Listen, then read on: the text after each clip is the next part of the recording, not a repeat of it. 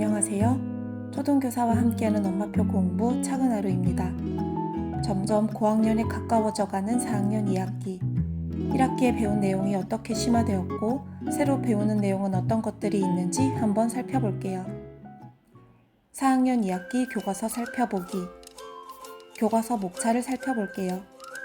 분수와 소수의 덧셈과 뺄셈, 수와 연산 두 단원의 삼각형과 사각형, 다각형, 도형 영역이 세 단원이나 되네요. 1단원, 분수의 덧셈과 뺄셈.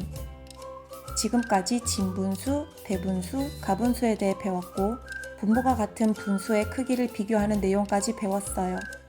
4학년은 아직 최대 공약수와 최소 공배수를 배우기 전이라 통분을 할 수 없기 때문에 분모가 같은 분수의 범위 안에서 덧셈과 뺄셈을 배우게 돼요. 분수 첫 시간에 아이들은 분모가 같은 진분수의 덧셈을 계산하는 원리를 그림을 통해 익혀요. 그리고 합이 1보다 큰 진분수의 덧셈까지 계산하고 계산 결과로 나온 가분수를 대분수로 바꿔 표현해요. 진분수의 덧셈을 배우고 나서 대분수끼리의 덧셈을 하는 법을 배워요. 자연수 부분과 분수 부분으로 더하는 방법, 대분수를 가분수로 바꾸어 더하는 방법 두 가지를 익혀요. 다음은 분모가 같은 진분수의 뺄셈의 계산 원리를 이해해요. 진분수끼리의 뺄셈뿐만 아니라 1 빼기 진분수의 계산 원리와 방법도 배워요. 그리고 분모가 같은 대분수의 뺄셈의 계산 원리를 이해하고 계산을 해봐요. 받아내림이 없는 분수 연산이고 자연수 부분과 분수 부분으로 나누어 계산하는 방법과 대분수를 가분수로 바꿔 계산하는 방법 두 가지를 연습해요. 다음은 자연수 빼기 분수의 계산 원리를 이해하고 계산하는 법을 배워요. 자연수에서 1만큼을 분수로 바꾸고 자연수와 분수로 나누어 계산하는 방법과 자연수와 대분수를 각각 가분수로 바꾸어 분자 부분만 빼는 두 가지 방법을 배워요. 마지막으로 분수 부분끼리 뺄 수 없는 분모가 같은 두 대분수의 뺄셈을 배워요. 즉, 받아내림이 있는 분수의 뺄셈을 해요. 이것도 마찬가지로 두 가지 방법으로 계산을 해보며 단원을 마무리해요. 2단원 삼각형. 아이들은 이미 3학년 1학기에서 직각과 함께 직각삼각형을, 4학년 1학기에서 예각과 둔각, 삼각형의 세 각의 크기의 합을 알아보았어요. 삼각형 첫 시간에는 이등변 삼각형을 배워요. 삼각형을 변의 길이에 따라 분류해보고 두 변의 길이가 같은 삼각형을 이등변 삼각형이라고 부른다는 것을 약속해요. 이등변 삼각형의 정의를 배운 후 그 성질을 알아봐요. 색종이를 이용해 이등변 삼각형을 직접 만들어 본 후 그것을 관찰하며 크기가 같은 각이 두 개라는 것을 발견해내요. 다음은 정삼각형을 배워요. 삼각형을 변의 길이에 따라 분류한 뒤 세 변의 길이가 같은 삼각형을 정삼각형이라 부른다고 약속해요. 그리고 정삼각형의 성질을 알아봐요. 정삼각형을 만들거나 그리고 세 각의 크기를 재어보며 세 각의 크기는 60도로 같다는 것을 발견해요. 이번에는 삼각형을 각의 크기에 따라 분류해요. 그리고 예각삼각형, 둔각삼각형이라는 용어를 도입해요. 다음 차시는 배운 것을 다지고 응용하는 내용이에요. 삼각형은 변의 길이와 각의 크기라는 두 가지 분류 기준으로 분류할 수 있으며 분류 기준에 따라 다른 이름을 가지게 된다는 것을 깨달아요. 3단원 소수의 덧셈과 뺄셈. 3학년 1학기에서 분수 10분의 1과 소수 0.1 사이의 관계를 통하여 소수 한 자릿수의 쓰기와 읽기, 크기 비교를 학습했어요. 이 내용이 확장되어서 4학년 2학기 소수 첫 시간에는 100분의 1과 0.01의 크기가 같음을 알고 소수 두 자릿수를 쓰고 읽어요. 다음은 1000분의 1과 0.001 사이의 관계를 통해 소수 세 자릿수를 알아봐요.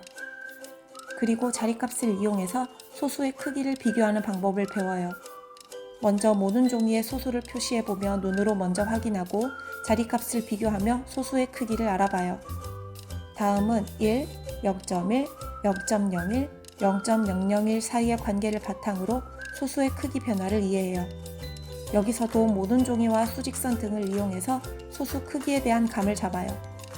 크기 비교까지 배우고 나면 소수 한 자릿수의 덧셈을 해요. 자연수의 덧셈에서 배웠던 원리가 바탕이 되기 때문에 분수보다 덜 어려워요. 다음은 소수 두 자릿수의 덧셈 방법을 익혀요. 소수점의 위치만 신경 쓰면 자연수를 계산하는 방법과 같기 때문에 많이 어렵지 않아요. 덧셈을 배우고 나면 소수 한 자릿수와 두 자릿수의 뺄셈 방법을 차례대로 배우고 3단원을 마무리해요. 4단원 사각형. 사각형과 관련해서 3학년 1학기에 각과 직각, 직각삼각형, 직사각형, 정사각형을 배웠고 4학년 1학기에 각의 크기 비교, 사각형 내 각의 크기의 합을 공부했어요. 더 배울 게 남아 있을까요? 사각형 첫 시간에는 두 직선이 만나 직각을 이루는 수직과 수선을 알고 용어를 정의해요. 다음 시간에는 서로 만나지 않는 두 직선인 평행과 평행선을 알고 찾아봐요. 그리고 수직과 평행선의 개념을 모두 이용해서 평행선 사이의 거리를 재는 법을 배워요. 다음으로 사각형의 종류 중 하나인 사다리꼴을 알아봐요. 평행한 변이 있는 사각형을 사다리꼴이라고 부른다는 것을 약속해요. 그리고 평행사변형을 배워요. 마주보는 두 쌍의 변이 평행한 사각형을 평행사변형이라고 부른다는 것을 약속하고 마주보는 변과 각의 크기가 같음을 알아요. 다음 개념은 마름모예요. 매 변의 길이가 모두 같은 사각형을 마름모라고 부른다는 것을 알고 마름모의 다양한 성질을 찾아봐요. 마지막으로 직사각형과 정사각형의 성질을 알아봐요. 이 외에도 다른 여러 가지 사각형의 성질을 정리하며 단원을 마무리해요. 5단원 자료와 꺾은선 그래프. 2학년 때 자료를 정리하여 표로 나타내었고 3학년 2학기에서 자료를 직접 수집하고 분류하여 그림 그래프로 나타내었고 4학년 1학기에서는 표를 막대 그래프로 나타내고 막대 그래프로 자료를 해석했어요. 꺾은선 그래프 단원 첫 시간에는 같은 내용이 담긴 막대 그래프와 꺾은선 그래프를 비교해보며 꺾은선 그래프의 특징을 깨달아요. 다음 시간에는 주어진 표를 꺾은선 그래프로 나타내는 방법을 알고 직접 나타내봐요. 그리고 나서 꺾은선 그래프를 해석하는 법을 배워요. 꺾은선 그래프로 주어진 자료를 해석하고 잘못 해석한 내용도 고쳐보며 꺾은선 그래프에 익숙해져요. 다음은 실생활과 밀접하게 관련된 내용이에요. 아이들이 직접 조사하고 싶은 주제를 정해서 자료를 수집하고 수집한 자료를 이용해서 꺾은선 그래프 통계 포스터를 만들어요. 마지막으로 자료에 알맞은 그래프를 선택하는 법을 배워요. 자료의 내용에 따라 막대 그래프와 꺾은선 그래프 중 어느 것이 적절한지 판단해봐요. 6단원 다각형. 이번 단원은 지금까지 배운 평면 도형의 개념이 모두 바탕이 돼요. 먼저 다각형의 뜻을 알고 주변에서 볼 수 있는 모양을 변의 수에 따라 분류해보며 다각형의 개념을 익혀요. 다음은 변의 길이와 각의 크기가 모두 같은 정다각형에 대해 배워요.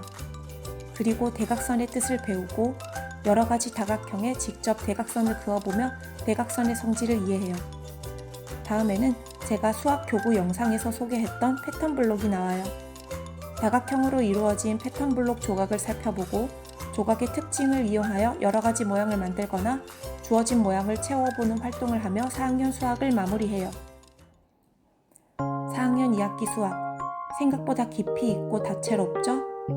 분수와 소수의 연산, 다양한 도형의 성질, 꺾은선 그래프와 다각형까지. 개념도 많고 처음 배우는 용어도 많아 아이들이 어려워할 수 있어요.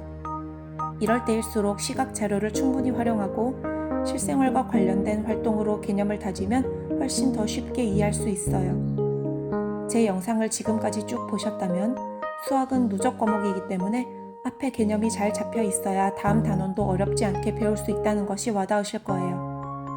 다음에는 고학년의 시작, 5학년 1학기 수학 교과서를 꼼꼼히 살펴보도록 할게요. 오늘 영상이 유익하셨다면 좋아요와 구독, 댓글로 알려주세요.